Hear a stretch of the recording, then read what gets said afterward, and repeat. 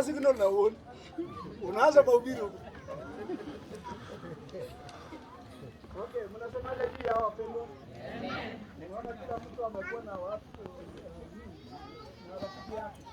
Kwa hivyo ndivyo tunavyohitaji ili hao watu waimarike katika imani. Kwa hivyo angalia, chukua details ya mtu wako. Ndio kama ni simu, ndio jinsi ya kuongea. Na Mungu atawabariki sana. Kwa hivyo chunga huyo mpenzi ama rafiki ama mpendwa mpaka aimarike katika imani.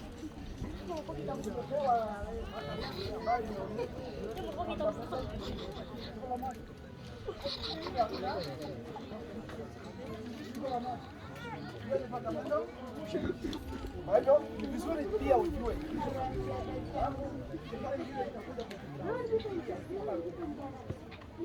ya kukawa. Asante.